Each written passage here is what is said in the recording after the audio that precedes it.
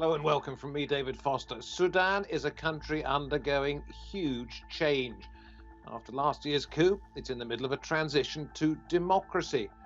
And former leader Omar al-Bashir is due back on trial this week. Elections promised for 2 years' time. Another big decision is also ahead, whether Sudan should befriend Israel. Is it possible? This is Roundtable.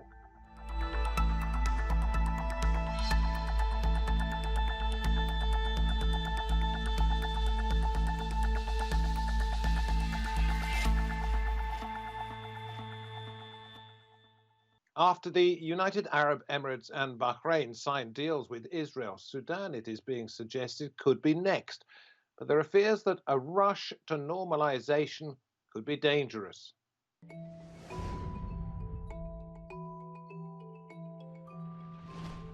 The US is pushing for Sudan to follow the United Arab Emirates and Bahrain in making friends with Israel, or to use a diplomatic term, normalise ties.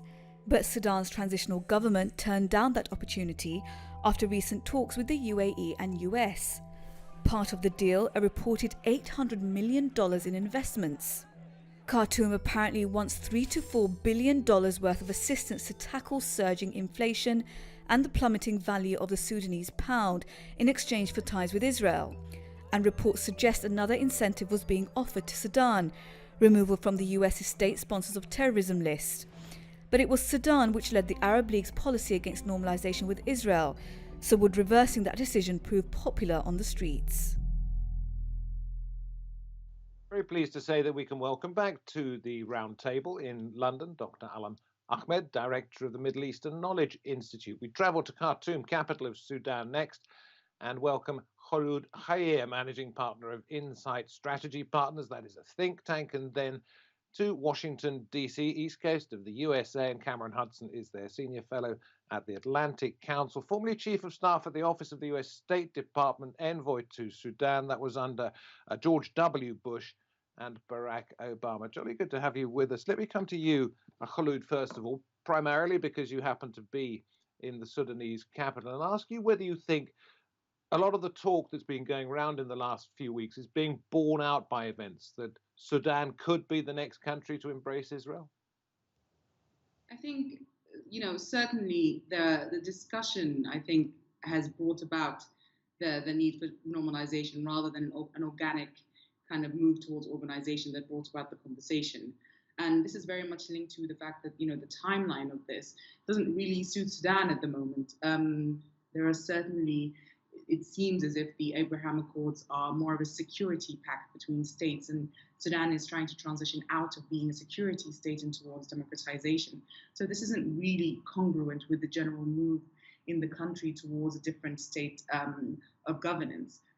The timeline is very much linked to, I think, goings on in the US and in Israel, where the heads of state there, and we have to remember this doesn't really feel like a peace agreement between nations, but rather a pact between heads of state. And those heads of states are in a rush to, get together their political cachet and really try and leverage something out of this deal.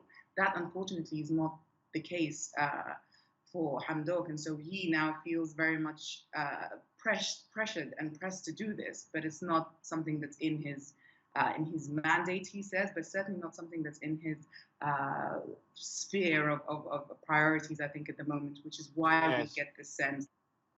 It's a rumour mill, if you like, but perhaps something is going on. I'm going to bring up some words of Haadi Badawi Sadiq, former Sudan Foreign Ministry spokesman. This was in August of this year. I say former because he was sacked as the spokesman immediately after saying these words. Sudan aspires towards a peace agreement with Israel, a relationship of equals built upon Khartoum's interest. There's no reason for the enmity to continue. We do not deny the communication between the two countries.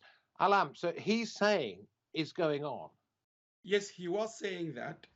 And I think part of him being asked to leave that particular job with the Ministry of Foreign Affairs, because his performance, the way he was talking, does not at all represent a good caliber from such an important ministry. He's the Foreign Office, and he should really be more articulate and more professional than what he displayed. And Yeah, the perhaps poor, professional, but he could not have been clearer when he says we do not deny the absolutely. communication between the two And that's my countries. second point, David. He was very clear, but because he failed to conduct himself in a very professional, diplomatic way, this can give you an indication about the chaos of the government in Sudan. The government in Sudan, we're talking about the government is currently run without 7 key ministers: acting minister for foreign affairs, acting minister for finance, acting minister for health. So it can tell you about the status of the country. We are pushing them into normalization. They are out of control of what is happening in Sudan. That's number one. So perhaps Number events two, are overtaking them. I'm going to bring exactly. Cameron in at this point. If communication is happening between Khartoum and the United States and Israel, at what level, at what stage do you think it is at?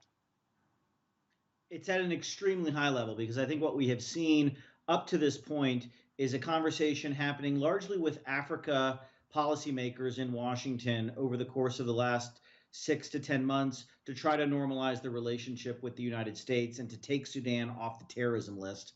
And I think what we've seen in the last month or so is really this policy elevated up to the level of the Secretary of State and perhaps even some close officials around President Trump in the White House, who have decided that, for, I think, largely political reasons in the United States related to our own election process, that they want to see more Arab states signed on to the Abraham Accords and to their Middle East peace plan to achieve one more victory in the foreign policy space before the election. And so we've seen a very small circle of very close advisors to Pompeo and the president who've been driving this, and frankly have been, I think, putting to the side a lot of the expertise that we have in our government, who understand just how sensitive a decision this is to the Sudanese, and who understand the mood of the Sudanese street, the political atmosphere in Sudan right now. I think the people who are driving this process from Washington are largely ignorant of those facts right now. So it is simply a political decision. It doesn't have any longer term benefits for the United States, other than for the man in the White House at the moment to perhaps win some kind of favors and votes in the election coming up. Well, I think that there are some long-term benefits largely for Israel and Sudan, but not so much for the United States. I think that the United States is doing this for the personal benefit of Trump's foreign policy. Obviously, part of that foreign policy is to create a ring of friendly Arab states to their greatest ally, Israel, right now. And so I think there is a benefit to the president in that respect. I think it is largely electoral right now, but I don't think that the benefits to Sudan are none. I think there are some very positive benefits that could come from such a relationship, but it has to be weighed against the costs of achieving that at a time when diplomatic relations with Israel shouldn't be and are not the priority in Sudan. The priority has to be stabilizing the economy. Isn't the real issue here, Kholood, that it is probably going to happen? There's a younger demographic in Sudan that doesn't necessarily remember the terrible enmity between that country and Israel. I think it's 60% are now under 25. The reality is that now is not necessarily the right time, because there's been a coup, there's a transitional government, elections are promised. It perhaps is getting a little bit too out of control. I think the trouble is that no one has done any polling on this. No one quite knows what people of Sudan think today about this issue. I mean, we've got anecdotal, evidence of either pro-normalization or anti-normalization, but that's not enough, I think, to build a foreign policy on. And Allam is right in one way, in that the government really doesn't have a foreign policy stance on this, and it really needs to develop one fast. But I think that's more of a sign of the bifurcated nature of the government at the moment. You know, we see one branch of the government doing one thing, the civilian side, and another branch doing another thing. And in a way, Hamdok, as the head of the civilian part of the government, has kind of been sucked into the security arrangement between the military side of the government here in Sudan and the Israeli government more specifically. I'm just wondering what the issues would be if a deal came before the elections, when there was still a transitional government in Sudan. What are the possible problems if that happened? Well, for one thing, deals like this, which have a seismic effect on domestic as well as international policy, need to be, I think, brought about by a government that has more stability or more longevity. So the transitional period has been extended now to what amounts to a full term in most democracies of about 4 years. But it's still lacking the mandate. It's still not set in the ground in terms of its own sense of stability to be able to push for something like this without a proper mandate. And so what we might see is something like the 1983 pact between Lebanon and Israel, which fell apart only a year later, because again, there the two sides were not stable. Specifically, Lebanon, the Lebanese side hadn't been as stable, and so had committed itself to something it could no longer commit to longer term. And that's something that could happen now. But on the deal itself, nothing of substance in terms of the benefit to Sudan has actually been articulated. So there may well be some benefits to normalization with Israel for Sudan, but that has not been spelled out. Nothing has really been offered, other than. Well, we'll get into that in just a moment, because it's been suggested there's a sizable financial package that's being taken off the terrorism list. But we can talk about that in just a moment. I wanted to look at a picture right now of Mike Pompeo, US Secretary of State, flew directly from Israel to Khartoum August the 25th, had a meeting with senior officials in the Sudanese administration, or administrations, depending on how you look at it, and tweeted this: "Great to be in Khartoum for meetings with the civilian-led transitional government. The democratic transition underway is a once-in-a-generation opportunity for the people of Sudan. Looking forward to discussing how to deepen the US-Sudan relationship." Allam, how does Sudan hope to deepen that relationship to its own benefit? First of all, the Sudanese people, and Kholood is in Sudan, she could confirm this possibly, they don't talk about normalization with Israel. They are talking about medicine, about health. They are dying on the streets. They are talking about still the former regime in control, partially or to some extent the military. They are talking about kids now in prisons. They are talking about food. They are talking about water, bombarding them with flooding. The last thing they talk about in their domestic talk is about Israel. That's number one. Number two. But perhaps they won't get all of this aid with the United States unless a deal is done with exactly. Israel. Now, this is something people, they try to promote that. But I have always argued, if America want to sign out Sudan out of that terrorism list, they could have done it 9 or 10 months ago, because they knew 100% the Sudanese people are innocent of all the previous terrorism behavior of the previous regime. They don't have anything to do with it. Number two, they have put obstacle after obstacle. I think, I don't want to use this word, but I think the Americans have been in the foreign policy very abusive to poor countries in Africa. And the track record of America helping poor countries in Africa is very, almost zero. We don't know any single African country being helped by America in the past. So the Sudanese people are very clever. The youngest generation, like the point you put before about they might not have any idea about Israel or what Israel implications of having any deal. Our youngest generations are very smart and they understand the politics very well. But they don't have the weight of upset. history. They don't understand what it was like to be in Khartoum in 1967. Yes. When there was a conflict going on with Israel, Sudan sending some people to be involved in that war. So Cameron, let me come to you. Do you think things have changed enough in Sudanese society for this to be acceptable? They don't have the weight of history. It was Khartoum, after all, in 1967, where the Arab League, I think it was, said we are just going to do absolutely nothing with Israel in the future until the Palestinian issue is settled. Sure.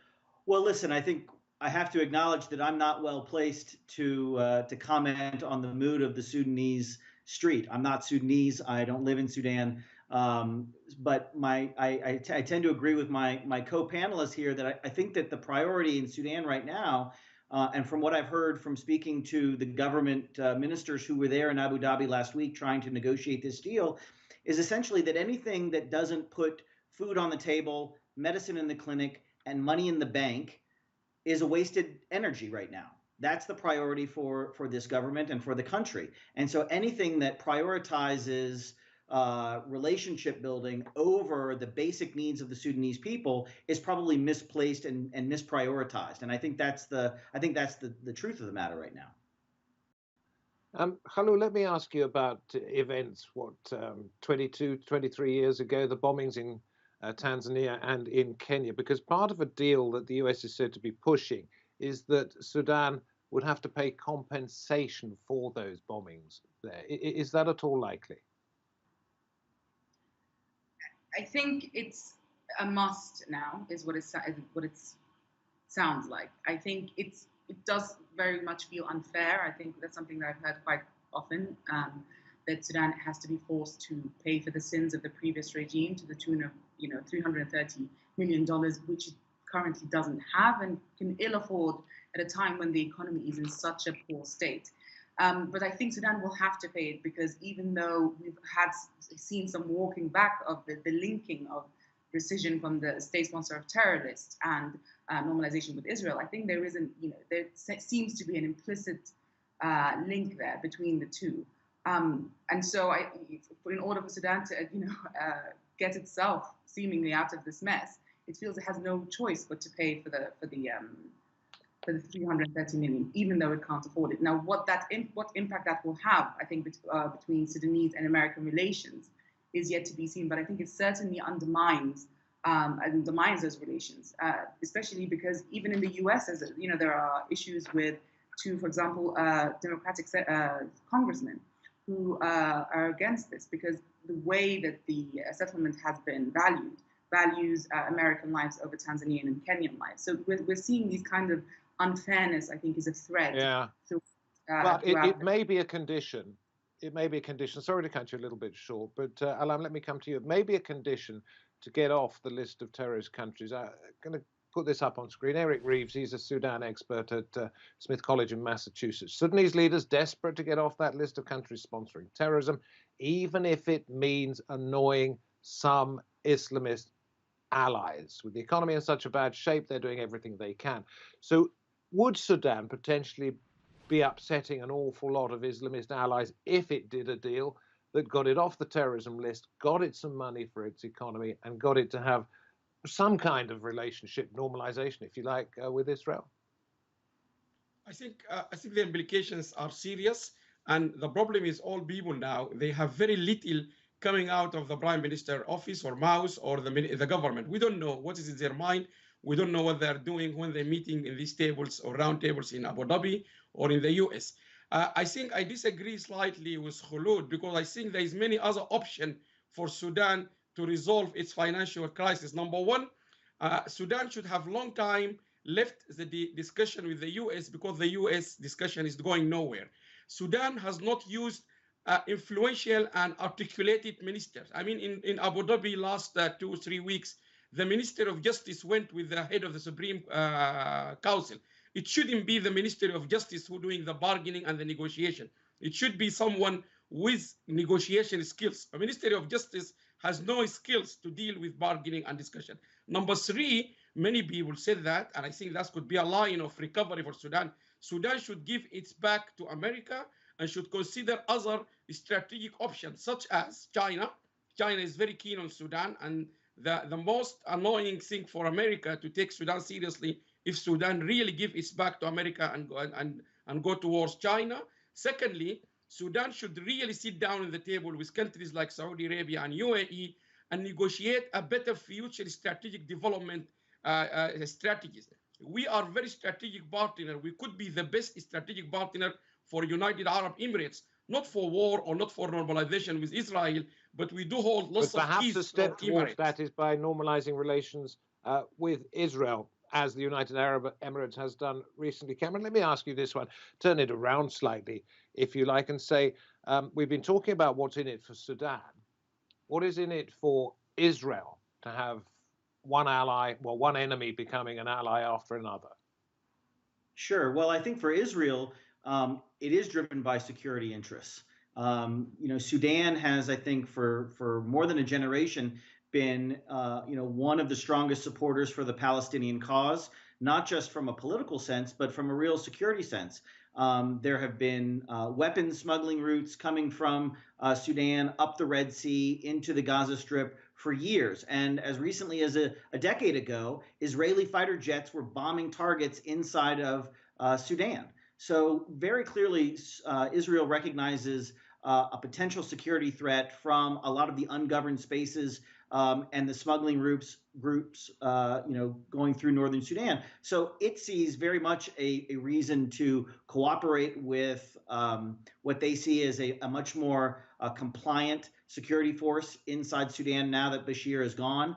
So it sees a real opportunity for its own self-protection. Obviously, this would be another step in isolating the Palestinians if they can get the Sudanese to sign on to some kind of peace agreement. And then I think there's also loads of opportunity for Israeli business inside Sudan, which would really benefit Sudan, principally in the agricultural space. So I think there's a lot of two-way flow. I think for the Sudanese security, we have to be very clear, though, that Sudanese security apparatus wants access to Israeli spying technology. They want to be able to increase and enhance their own abilities inside Sudan to spy on the people, to monitor communications. Israel is the key to getting that software and hardware and capability. And so I think you're going to see the security forces benefiting much more than the civilian side, at least in the short term, from a deal like this. Very, very interesting. Thank you. Thank you very much indeed. Allam, I'm going to come to you in just a moment and then leave the description of Sudan 2020 to Kholood, who happens to be there. And I want to ask you, Allam, if I may, the democratization process, the democratic process is probably a better way of putting it, in Sudan is underway. The trial continues of Omar al-Bashir, will resumes in the next few days, one understands. There are elections promised. How is Sudan managing the path from dictatorship, if you like, to a normal member of the international community? David, this is a key question. It should have been asked first, but I know you are a smart person to ask. This is a key question. The problem of Sudan is really the real transition from dictatorship behavior mindset to real democratic, if you like, new life or new phase. Unfortunately, the speed is very slow, and more seriously, we see and we witness and lots of conflict, lots of people are, the Prime Minister Hamdok, unfortunately, he could have done much more with the huge support he received from the nation, inside and outside. But unfortunately, he's starting to lose most of that support. It is deteriorating. People are now marching the street against him. Prime Minister Hamdok failed to control a fragile situation. We expected him with expertise to manage that. We unfortunately also been let down by the professionals. We've been let down by political parties.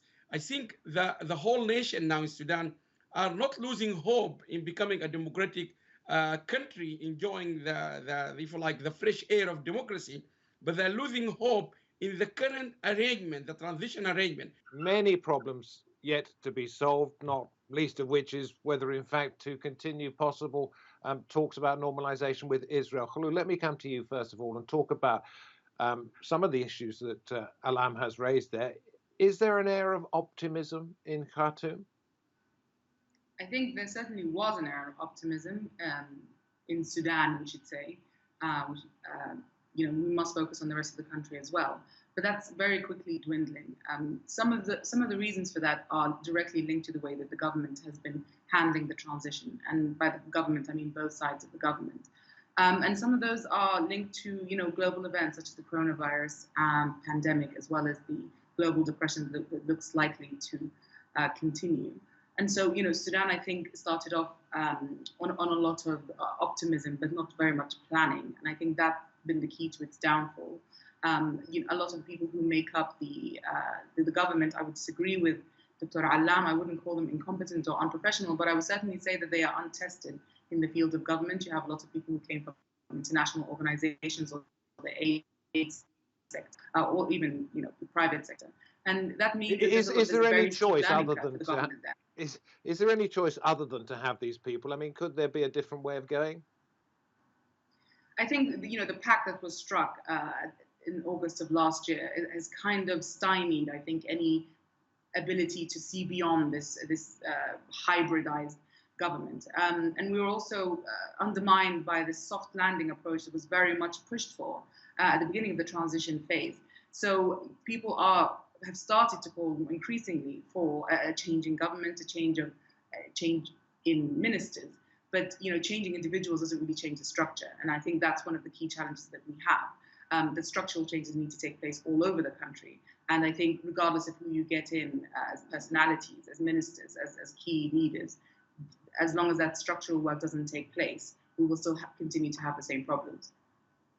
Just a quick one, very quick one, if you would. The future, though, looks brighter than the last 20 years in Sudan?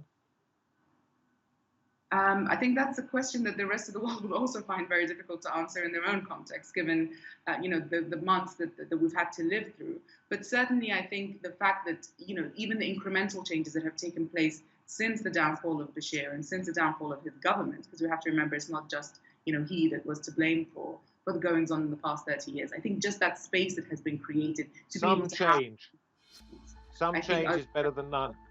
Yes. Listen, I'm sorry, I have to wind it up. Thank you very much indeed for taking part, and wherever you happen to be watching this, thank you for taking the time to do so. From me, David Foster, until next time, bye-bye.